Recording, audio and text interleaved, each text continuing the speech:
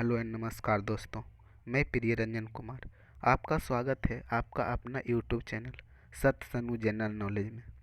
आज हम प्राचीन इतिहास गुप्त साम्राज्य के बारे में जानेंगे एमसीक्यू के रूप में। अगर आपको यह वीडियो अच्छा लगता है तो आप वीडियो को लाइक, शेयर और सब्सक्राइब ज़रूर कर दें। तो चलिए शुरू करते हैं। नंबर 1, गुप्त साम्राज्य का संस्थापक किसे माना जाता है? तो इसका आंसर श्रीगुप्त। दूसरा, गुप्तों की राज दरबार की भाषा क्या थी? तो आंसर संस्कृत। तीसरा, गुप्त काल में चांदी में कौन सा सिक्का जारी किया गया था? तो आंसर रूपक। चौथा, किस राजवंश के सिक्कों से संगीत के प्रति उनके प्रेम का पता चलता है? तो आंसर गुप्त।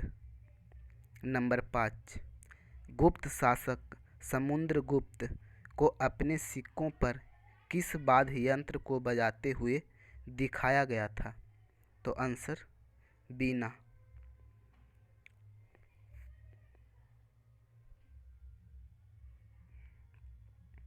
नंबर 6, गुप्त काल में सर्वाधिक संख्या में सिक्के या फिर खाली स्थान में जारी किए गए थे? तो खाली स्थान में हो जाएगा सोना। 7वां, किस राजवंश के शासक को भारतीय इतिहास का स्वर्ण काल कहा जाता है? तो इसका आंसर गुप्त साम्राज्य। 8 नंबर, अजंता की चित्रकारी किससे संबंधित है? तो इसका आंसर गुप्त काल। नंबर 9, अजंता की गुफाओं का निर्माण खाली स्थान में हुआ था? तो खाली स्थान में भराएगा गुप्त काल। तो इसका आंसर हो जाएगा अजंता की गुफाओं का निर्माण गुप्त काल में हुआ था। नंबर 10, गुप्त काल के चित्रकारी के सर्वोत्तम नमूने किस स्थान पर देखे जा सकते हैं? तो इसका आंसर अजंता। नंबर 10, गुप्त वंश क्यों प्रसिद्ध था? तो इसका आंसर हो जाएगा कला और वास्तुकला के लिए। नंबर 12, चंद्रगुप्त प्रथम ने लिच्छवियों से किस शहर को दहेज के रूप में प्राप्त किया था? तो इसका आंसर पाटलिपुत्र। नंबर 13, लिच्छवी दौहित्र किसे कहा जाता था? तो इसका आंसर समुद्रगुप्त। नंबर 14, गुप्त शक की स्थापना किसने की थी? तो इसका आंसर चंद्रगुप्त प्रथम। 15, महाराज अधिराज की भव्य उपाधि धारण करने वाला गुप्त वंश का प्रथम शासक कौन था? तो इसका आंसर चंद्रगुप्त प्रथम। नंबर 16, अपनी जीत के कारण भारत का नेपोलियन किसे कहा गया? तो इसका आंसर समुद्रगुप्त। नंबर 17, किस स्तंभ शिलालेख में समुद्रगुप्त की उपलब्धियों दर्ज हैं जिससे उसकी विजय के लिए भारत का नेपोलियन कहा जाता है? तो इसका आंसर हो जाएगा इलाहाबाद स्तंभ। 18, इलाहाबाद स्तंभ शिलालेख की रचना किसने की थी? तो इसका आंसर हो जाएगा हरिसेना। 19, आर्यभट्ट, कालिदास, धन्वंतरी और वराहमिहिर के प्रसिद्ध नाम किस गुप्त सम्राट के दरबार में थे? तो इसका आंसर हो जाएगा चंद्रगुप्त द्वितीय। नंबर 20, विक्रमादित्य की उपाधि धारण करने वाला गुप्त राजा कौन था? तो इसका आंसर हो जाएगा चंद्रगुप्त द्वितीय। 21, चीनी यात्री फाहियान किस गुप्त साम्राज्य के शासनकाल में भारत आया था? तो इसका आंसर हो जाएगा चंद्रगुप्त द्वितीय।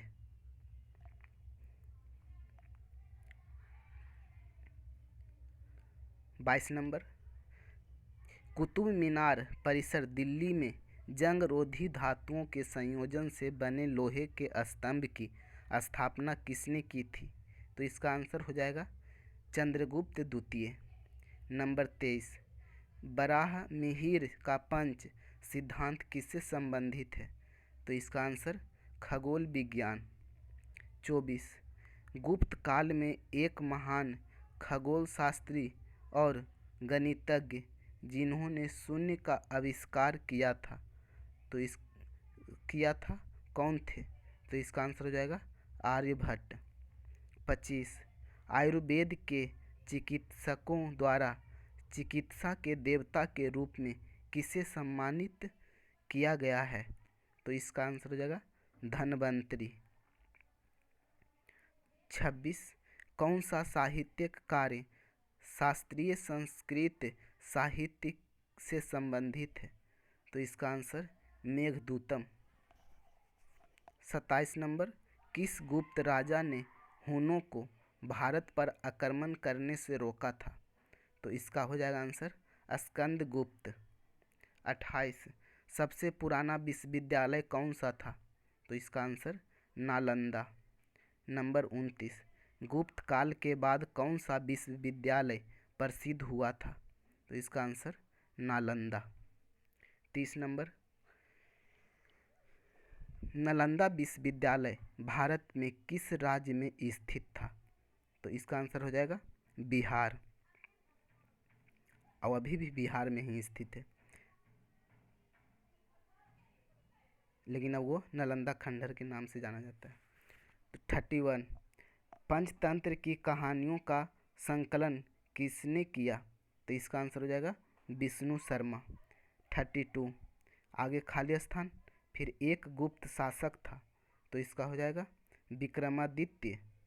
तो ये हो जाएगा पूरा विक्रमादित्य एक गुप्त शासक था। 33, महान भारतीय कवि और नाटककार महाकवि कालिदास ने कौन सी पुस्तकें लिखी है? तो इसका आंसर हो जाएगा अभिज्ञान, शाकुंतलम, दूसरा रघुवंशम, तीसरा मेघदूत, चौथा विक्रमोर्वशीयम और अगला कुमार संभवम। 34, मालविक्राग्निमित्रम के लेखक कौन हैं? तो इसका हो जाएगा कालिदास। 35, राज्य कला, आगे खाली स्थान, फिर राजकला, आर्थिक नीति और सैन्य रणनीति पर एक प्राचीन भारतीय ग्रंथ है जिसे संस्कृत में लिखा गया था। कौटिल्य को पारंपरिक रूप से इसके लेखक के रूप में श्रेय दिया जाता है। इसका आंसर हो जाएगा अर्थशास्त्र। 36 नंबर, सबसे पहले पीआई के मान की गणना किसने की थी? तो इसका आंसर आर्यभट्ट। 37, बराहमिहिर ने कौन सी पुस्तक लिखी है? तो इसका आंसर हो जाएगा बृहत संहिता। 38, कौटिल्य किसके प्रधानमंत्री थे? तो इसका आंसर हो जाएगा चंद्रगुप्त मौर्य।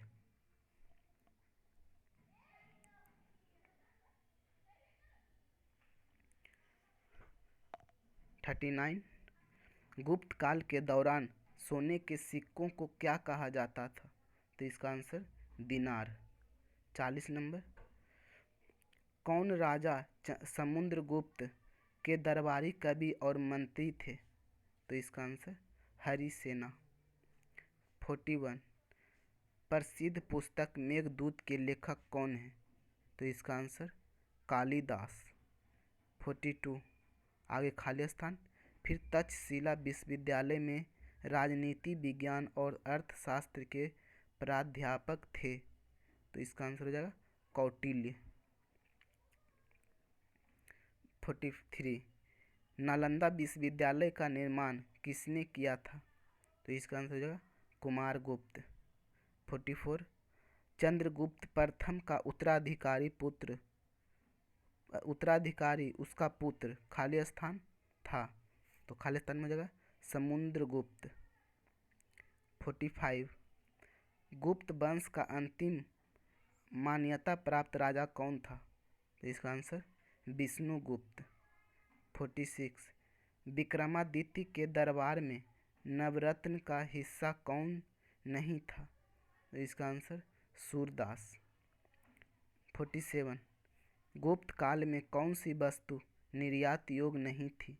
तो इसका आंसर टीन। 48। सुल्तानगंज बिहार में भागलपुर के पास में खोजी गई गौतम बुद्ध की विशाल प्रतिमा खाली स्थान काल की है? तो यहाँ पे हो जाएगा गुप्त काल की है। 49। ब्रह्मगुप्त ने किसको संदर्भित करने के लिए कुटाका और कुटाकगणिता शब्दों का इस्तेमाल किया था? तो इसका आंसर बीजगणित। 50। प्रसिद्ध गुप्त काल दशावतार मंदिर जिसे उत्तर भारत में सबसे पहले पंचायतन मंदिरों में से एक के रूप में मान्यता प्राप्त है, कहाँ स्थित है? तो इसका आंसर देवगढ़। 51। गुप्त शासकों ने खाली स्थान नामक एक जुर्माना लगाया जो हल के मालिक द्वारा प्रत्येक किसान द्वारा भुगतान किया जाने वाला हल कर था? तो यहाँ पे हो जाएगा हलीवाकर। Thank you.